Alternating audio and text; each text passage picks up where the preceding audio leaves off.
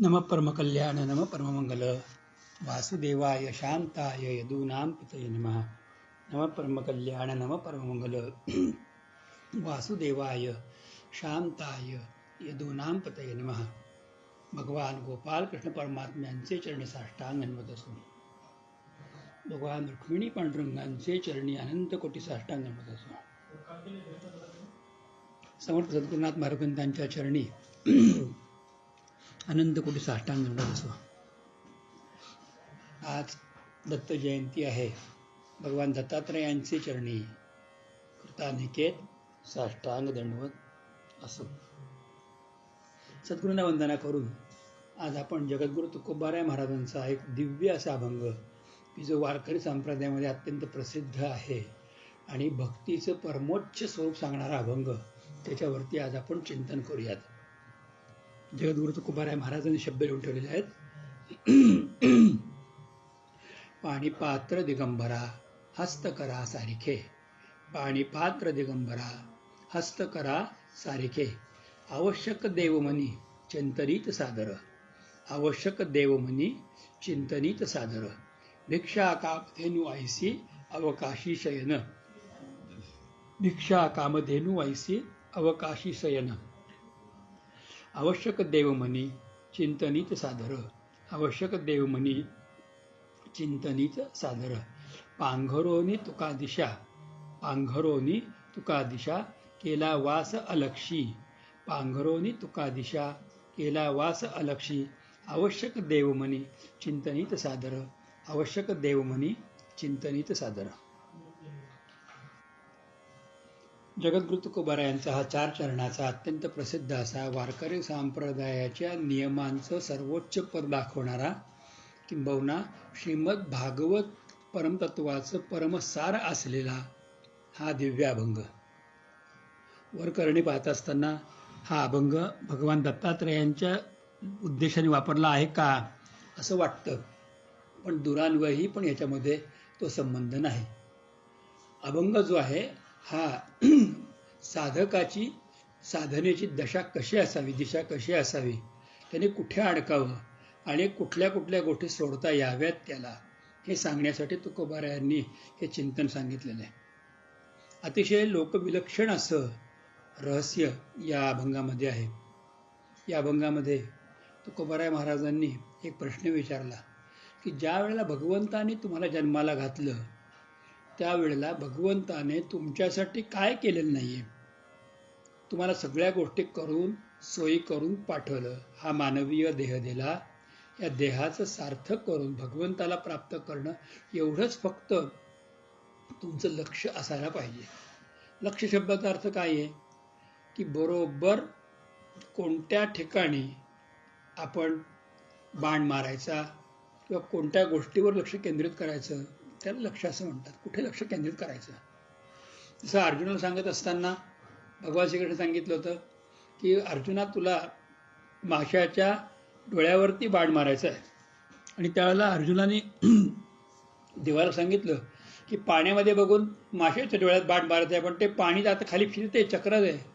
त्याला भगवंताने एकच सांगितलं की पाण्याला स्थिर करण्याचं काम माझं, बाण मारण्याचं काम तुझं, संसार तुझ्यापुरता स्थिर करण्याचं काम माझं, परंतु लक्ष चुकून दोष न देणे हे कर्तव्य तुझं। हा अभंग नेमका हेच सांगतो की लक्ष साधायचं कसं।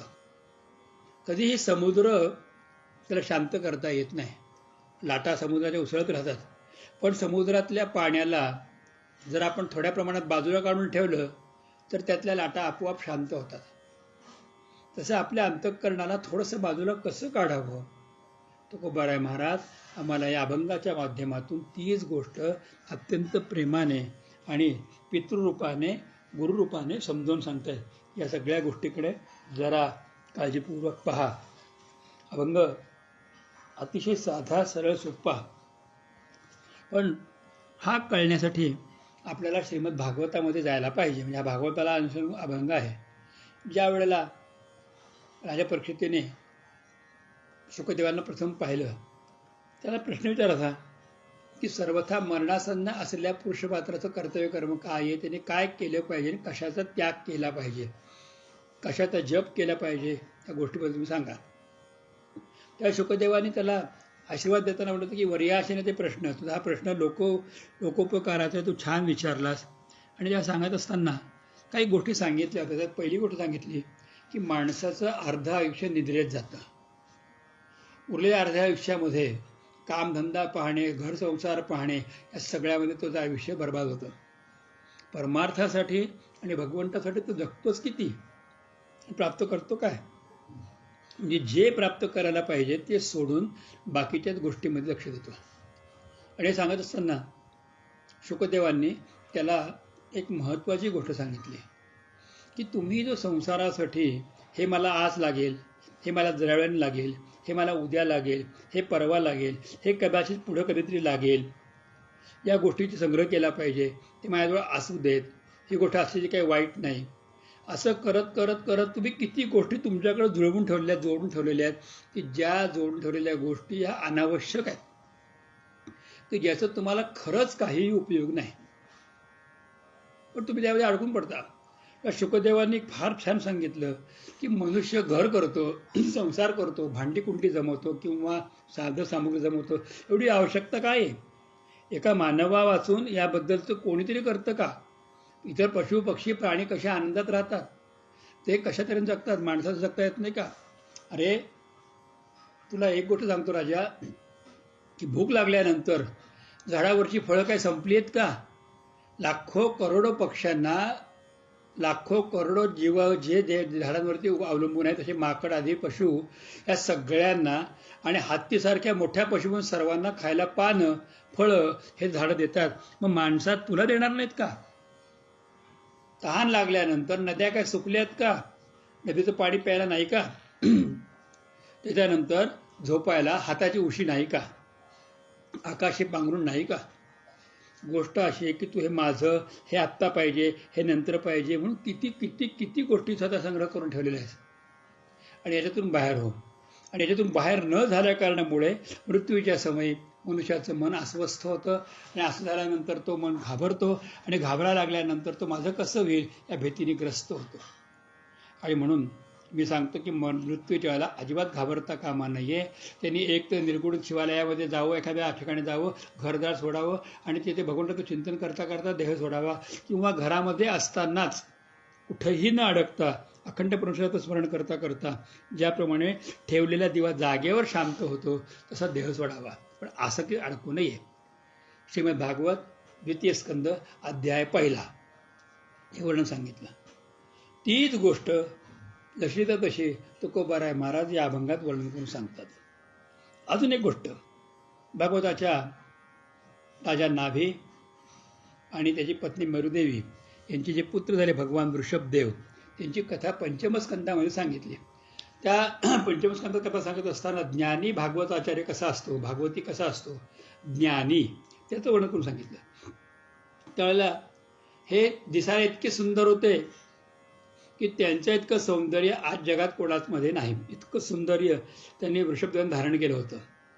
छोटे उत्तम असे त्यांचे मोठे मोठे लांब केस होते, अजान बाहू होते, रुंद शरीर होतं, छातीवरती श्रीवत्सलांच्या चिन्ह शोभायमान होतं, गळा शंखासारखा होता, दिसायला आत्मसुंदर होते आणि हजारो स्त्रिया त्यांच्या पत्न्या होत्या.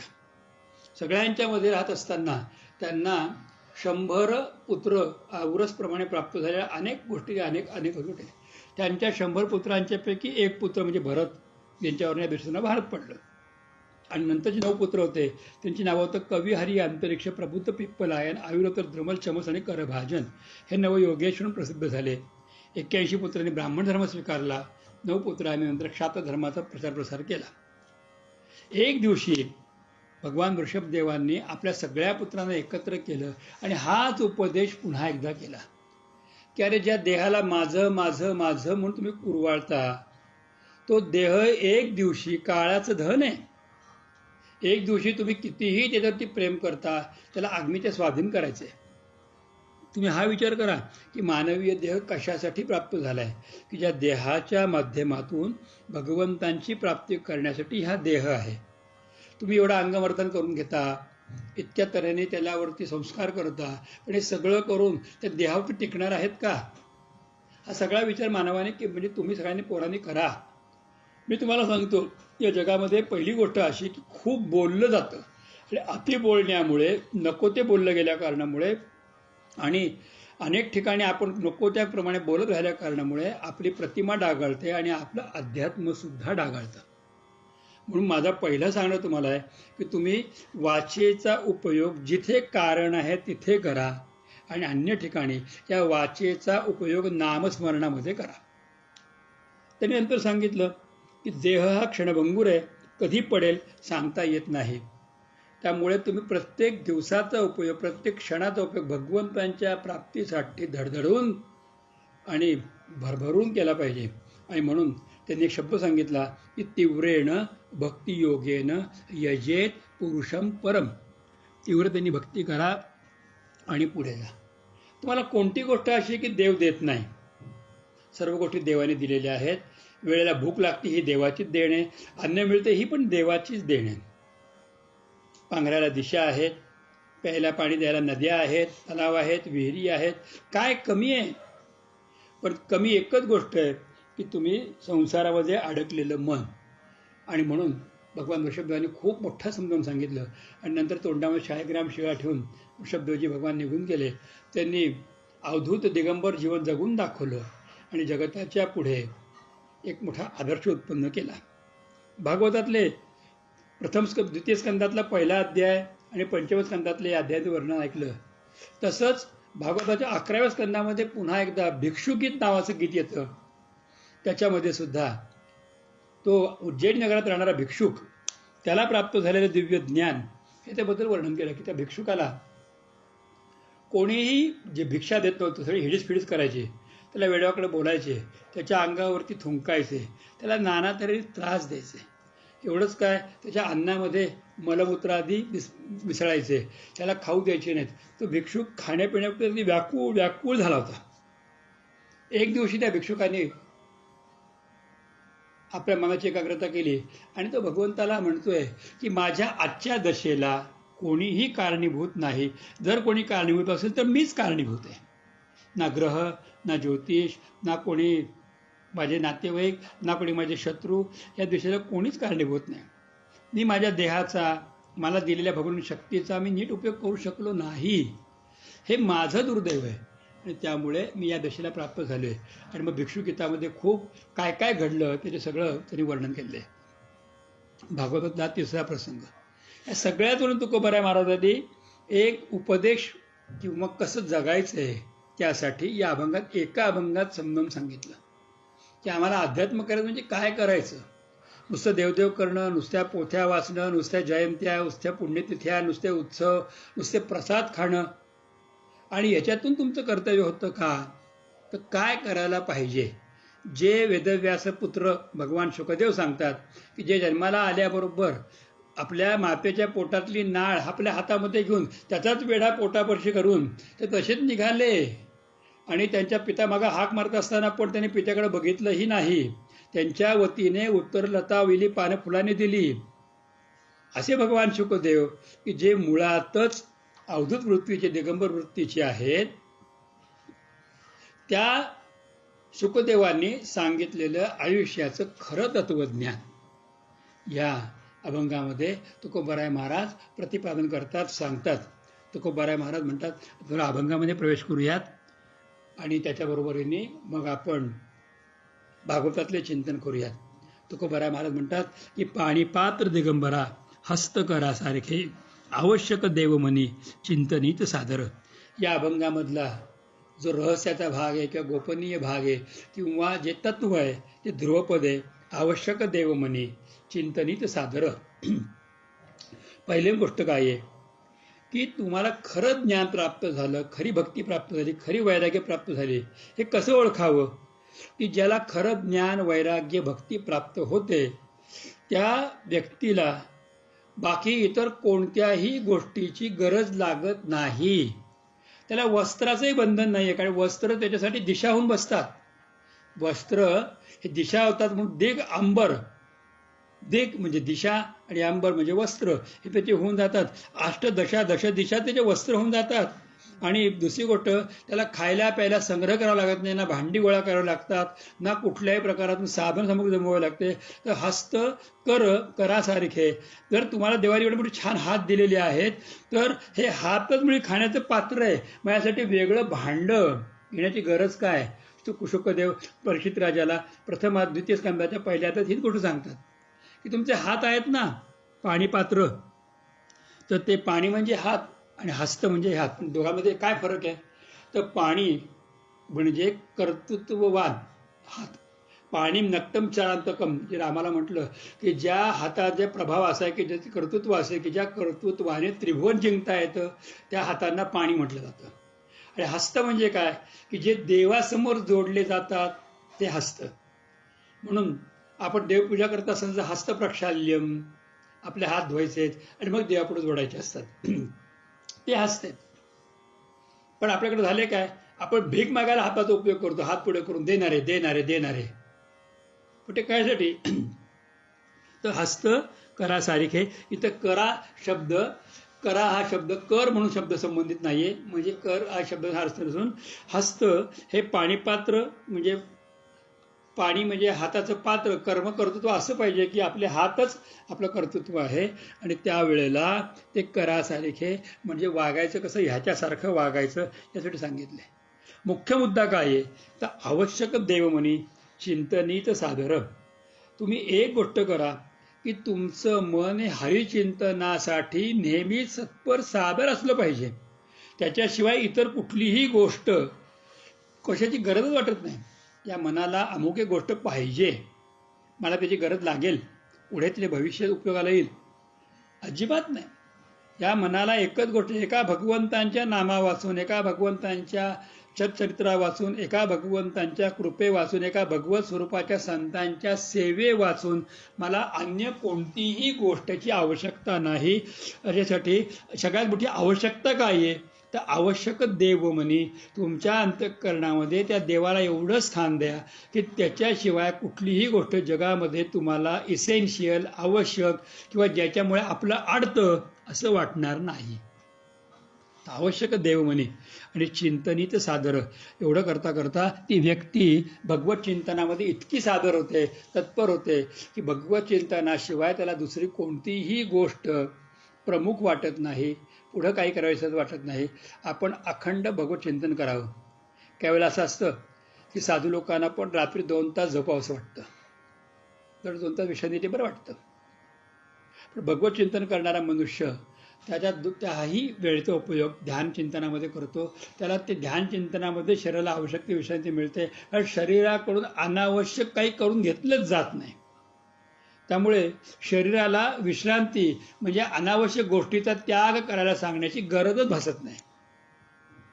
ते एकसारखं भगवत चिंतनामध्ये त्या शरीराला रत करून ठेवतात. ज्याप्रमाणे मासा पाण्याला सोडत नाही, त्याप्रमाणे त्यांचं मन हे भगवंताला सोडतच नाही, ते भगवंताला धरून ठेवतं. आणि म्हणून तुकोबाराय महाराज सांगतात की आवश्यक देवमनी चिंतनीत सादर. त्यांचं मनात देव आहे आणि चिंतनासाठी ते तत्पर आहेत. त्यांना भूक लागत नाही का? तुकोबारायाने प्रश्न विचारला कोणीतरी, ते म्हणते तुम्हाला भूक लागत नाही का? लागते की भूक लागते की.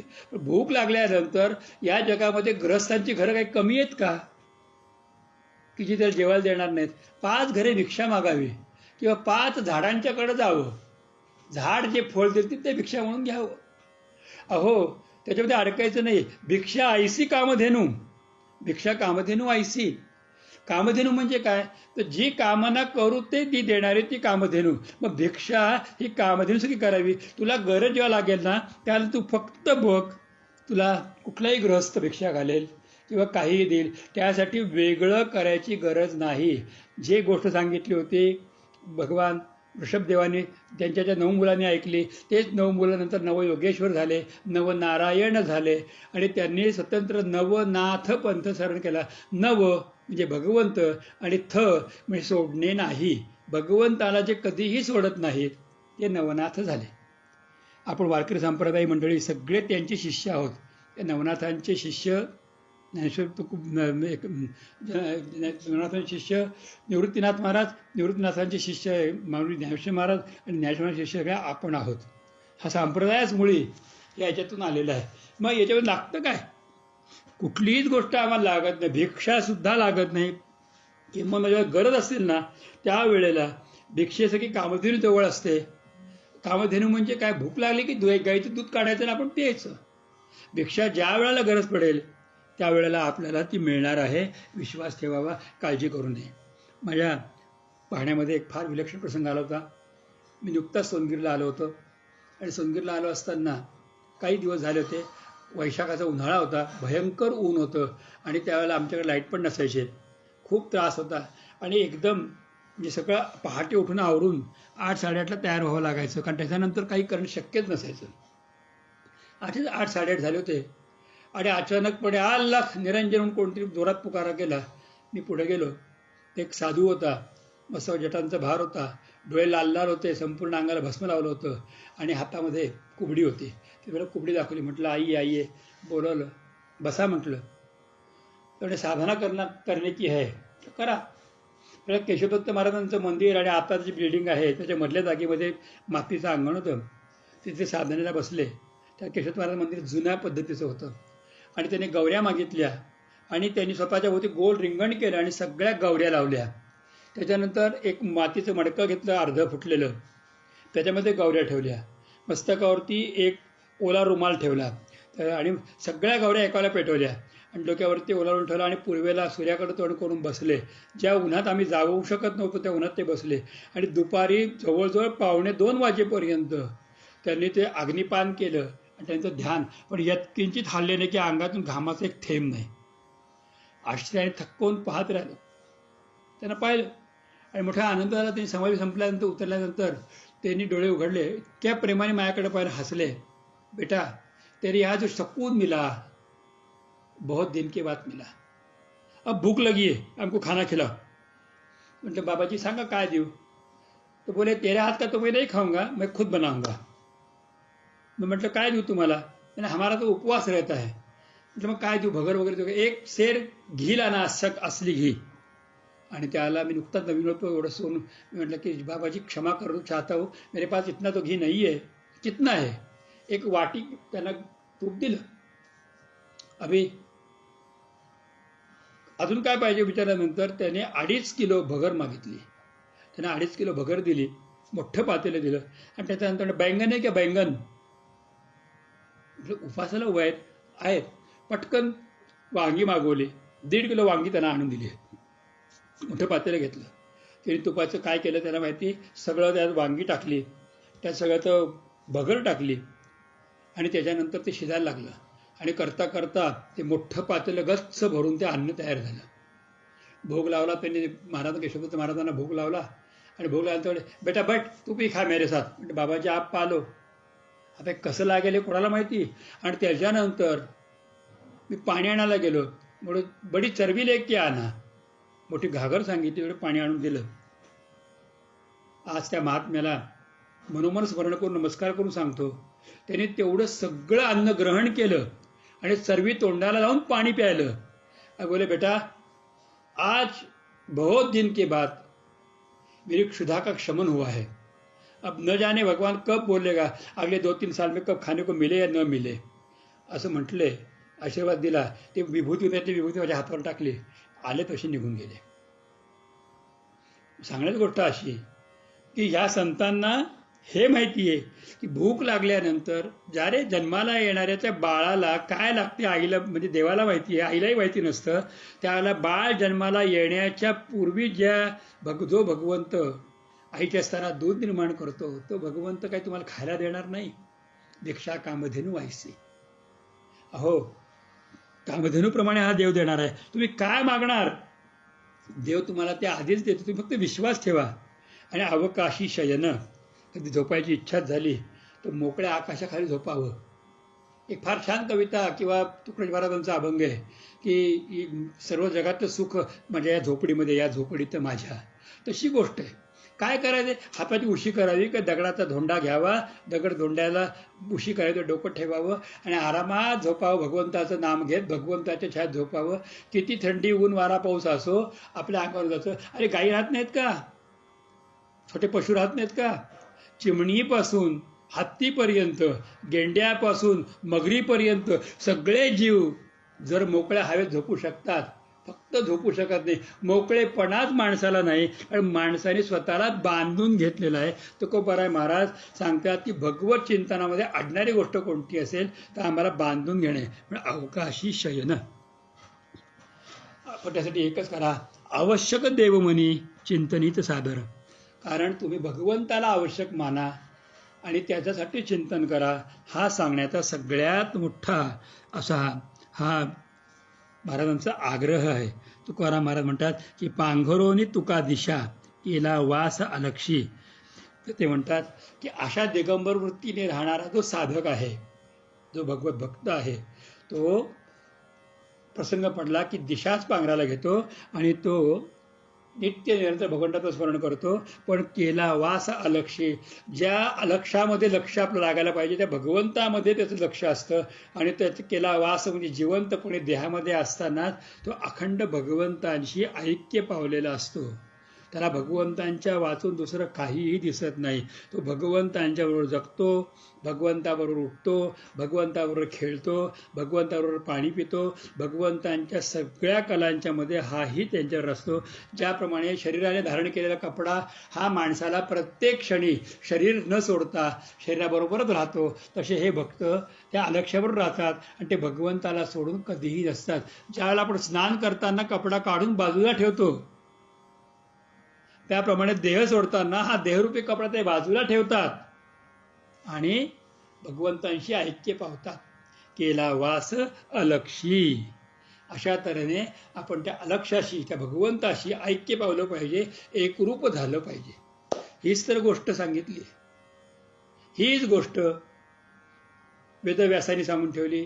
हीच गोष्ट द्वितीय स्कंदाच्या पहिल्या अध्यायामध्ये भगवान शुकदेवाने सांगितली. हीच गोष्ट पंचम स्कंदातल्या ज्ञानी भागवताचार्य परमहंस, ज्ञानी परमहंसांचं वर्णन करत असताना भगवान ऋषभदेवाने सांगितली. हीच गोष्ट भगवान दत्तात्रेयांनी अवधूत रूपामध्ये सांगितली यदुराजाला. हीच गोष्ट भगवान श्रीकृष्णाने सांगितली उद्धवाला. हीच गोष्ट सांगतायत उद्धवाच्या चर्चा करत असताना तो भिक्षू स्वतःच्या मनाला, तुला दुःख काय, तू आज एवढ्या अडचणीमध्ये का आला, तू स्वतः निर्माण केलं. हे करतो, ते करतो, ते करतो, ते करतो, इकडे जमीन पाहिजे, तिकडे घोड पाहिजे, तिकडे घोडा पाहिजे, तिकडे गाडी पाहिजे, इकडे हा माणूस पाहिजे, दिमतीला हा पाहिजे, दिमतीला तो पाहिजे, इकडे विहीर खोदली पाहिजे, इकडे पाण्याचे काही केलं पाहिजे, असं जगलं पाहिजे. देव पण नाही का सुखान जगा सांगत, तो कटो हेट होतो, आपण त्याच्या पण ऐश्वर्यात, त्याच्या ऐश्वर्यात तुम्ही राहा. पण तुम्ही जर अडकत गेला तर तुमची अवस्था कशी होती, अडकत गेला तर अवस्था कशी होती. तुमच्यात ही ताकद आहे की पती मेल्यानंतर सती ज्याप्रमाणे पतीच्या पाठोपाठ चालत जाऊन जिवंतपणे अग्नीवरती, आपल्या मांडीवरती पतीचं मुख मस्तक घेते आणि अग्नीला स्वतः देह स्वाधन करते, इतकी ताकद आपल्यामध्ये आहे. मग उगाच देव देतो या गडबडीमध्ये आणि खोट्या वल्गनेमध्ये वागू नका. देवाने तुम्हाला दिला, तुम्ही काय वापरलं. प्रश्न विचारला त्या भिक्षुनी स्वतःला. आजच्याशी जबाबदार मी आहे. अहो, आपल्याकडे एक म्हण आहे की संकटकाळी विनाशकाले अर्ध्यम त्यजती पंडिता. संकटामध्ये शहाणी माणसं अर्ध्या गोष्टीचा त्याग करतात. हिंदीमध्ये एक म्हण आहे की सैर सलामत तो पगडी 50. पण सैर सलामत आहे का आपलं. आपण फक्त पगड्याच 50 गोळा केलेल्या आहेत, पण ते डोकं जागेवर आहे का. ते डोकं फक्त आपलं खांद्यावरती चिटकवलेलं आहे आणि त्यामुळे मेल्यानंतर ते खांद्यालाही सोडतं, कधी इकडं कधी तिकडं कलंडत राहतं. मग शेवटी त्याला पक्क बांधतात, कारण आयुष्यभर ते कलंडलं, म्हणजे आयुष्यभर बांधलेलं होतं, ते बांधतात आणि शेवटी बांधलेल्या अवस्थेमध्ये ते डोकं राहत नाही म्हणून तिरडीवर जेव्हा ठेवतात त्यावेळेला कपाळ आणि खालची तिरडी याला एकत्र दोडीने गच्च बांधतात. मग त्याचं हालणं थांबतं. आणि सरणावतं ठेवल्यानंतर तर इतकं वाईट गोष्ट आहे की त्या डोक्याच्या आजूबाजूला 2 लाकडं लावून त्याच्यामध्ये ते डोकं बरोबर गच्च, त्यामुळे अंगठीमध्ये खडा अडकवतात, तसं अडकवून ठेवतात. का, कारण याने कधीच आयुष्यामध्ये स्थिरता केली नाही. मग मेल्यानंतर ती स्थिरता कुठे आहे. पण तुकोबाराय महाराज म्हणतात की अलक्षी लक्ष लागलं पाहिजे. केला वास अलक्षी. ही गोष्ट कोणाला कळते. भागवताच्या द्वितीय स्कंद, पंचम स्कंद, एकादश स्कंद या सगळ्यामध्ये वर्णन केलंय. तसं अजून एका ठिकाणी वर्णन येतं याच्यामध्ये की ज्या गोष्टीला युगलगीत नावाचं गीत आहे, दशमस्कंदाच्या पूर्वार्धामध्ये युगलगीत येतं. ते युगलगीतामध्ये गोपिका ज्या आहेत त्या भगवंतांच्या बरोबर जगत होत्या. देव वनात जायचे, गायींच्या मागे जायचे. आत्ता कृष्ण काय करतोय, कुठे बसलेला आहे, बासीवरती स्वर कुठले घालवलेले आहेत, कोणती गाय जवळ आलेली आहे, कोणते पंख पसरून पक्षी खाली उतरलेले आहेत, कोणत्या मयुराने कोणतं मुख वर केलेलं आहे. अरे एखादं टी व्हीवरती बघताना पण एखादं दृश्य बघू शकेल, डोळ्याने बघताना फक्त समोरच बघू शकेल, पण गोपिका दिशांमध्ये काय काय घडतंय ते पाहत होत्या. हे जे वर्णन केलं युगलगीतातलं तेच वर्णन इथे तुकोबाराय महाराज अलक्ष्यलक्षी केला वास अलक्षी म्हणून सांगतात. ज्याचं चित्त भगवंताच्या ठाई आहे ना, त्याला वेगळं काहीही करावं लागत नाही. भगवंतांच्या ठाई आपल्या मनाने निवास करणे म्हणजे अलक्षी वास करणे. तुकोबाराय महाराज ते सांगतात. मग अलक्षी वास तुम्हाला का जमणार नाही? दोन कारणं, की तुम्ही अडकलेले आहात संसारामध्ये, तुम्ही चिंतन भगवंतांचं करण्याची इतर चिंतन करत आहात, आणि दुसरी गोष्ट अशी की तुमचं लक्ष भगवंताकडे नाही. ध्रुवपदातलं वर्णन आणि शेवटी तुकोबारायांचं वर्णन दोनकडे सांगितलं. ज्याचं लक्ष भगवंतांच्या ठाई आहे त्याला भगवंतापासून काहीही दिसत नाही. हे खरं ज्ञानाचं प्रतीक आहे, हे खरं वैराग्याचं प्रतीक आहे. या अभंगामध्ये तुकोबाराय महाराज आम्हाला एक गोष्ट सांगतात आवर्जून, त्या गोष्टीकडे लक्ष दिलं पाहिजे. आणि ती गोष्ट अशी आहे की बाबांनो, नुसती भक्ती करणं, माळा ओढणं, जप करणं, तीर्थयात्रा करणं, मी देवाचा म्हणून 10 वेळा नाव घेणं, साष्टांग नमस्कार करणं, सगळ्यांना सारखं पाहणं, आल्या गेल्याला खाऊ पिऊ घालणं, आल्या गेल्याची सोय बघणं, अडल्या नडल्याच्या उपयोगाला येणं, ह्या सगळ्याला सात्विक जीवन म्हणतात. ही भक्ती नाही. कुलधर्मकुळाचं करत बसणं ही सात्विक भक्ती, ही सात्विकता झाली. हे भक्ती नाही. मग खरी भक्ती काय आहे? तर खरी भक्तीचा मूळ पाया वैराग्य आहे. सगळ्यामध्ये असून कशामध्ये न अडकणे हा वैराग्य आहे. आणि वैराग्याचा उजवा हात हे ज्ञान आहे. मग खरी भक्ती वैराग्यामध्ये आणि ज्ञानामध्ये, आणि खरं वैराग्य प्राप्त झाल्यानंतर तो मनुष्य संसारातल्या कुठे अडकत नाही. भूक लागल्यानंतर हात नाहीत का पात्रासारखे, त्याला आम्ही खाऊ शकतो. तहान लागल्यानंतर नदी नाही का, ती आम्हाला पाणी देईल. भिक्षा लागली, पोटाला काही लागलं तर फळं द्यायला झाडं नाहीत का?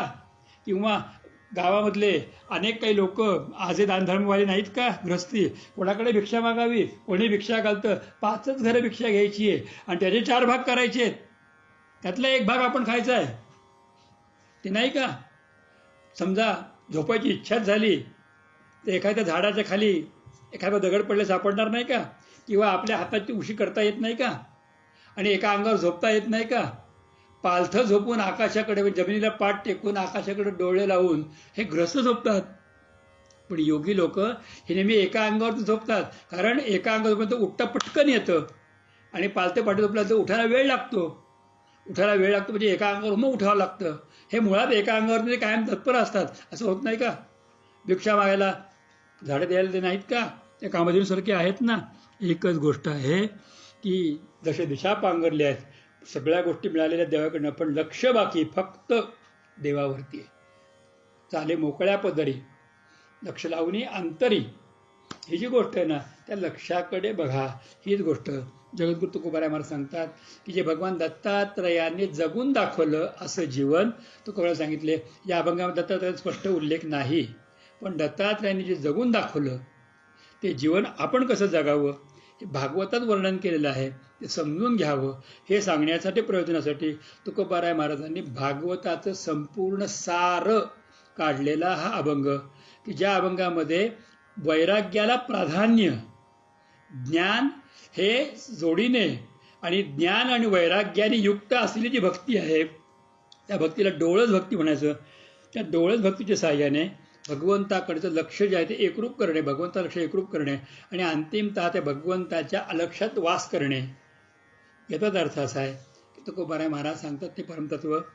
पाणीपात्र दिगंबरा हस्तकरा सारिखे, आवश्यक देवमनी चिंतनीत सादर, भिक्षा कामधेनु वैसे अवकाशी शयन पांघरोनी तुका दिशा केला वास अलक्षी. दिगंबरा दिगंबरा श्रीपाद वल्लभ दिगंबरा. दिगंबरा दिगंबरा श्रीपाद वल्लभ दिगंबरा. दिगंबरा दिगंबरा श्रीपाद वल्लभ दिगंबरा. अवधूत चिंतन श्री गुरुदेव दत्त स्वामी महाराज की जय. माऊली ज्ञानेश्वर महाराज की जय. माऊली तुकाराम महाराज की जय. श्री गुरु गोविंद महाराज की जय. श्री सद्गुरु केशवदत्त महाराज की जय. सद्गुरुनाथ भगवान की जय. सर्व संतन की जय. गोपाल कृष्ण भगवान की जय. तसंच कृष्णार्पणमस्तु. सर्वांना माझा प्रेमपूर्वक नमस्कार. जय श्री कृष्ण, जय श्री कृष्ण, जय श्री कृष्ण.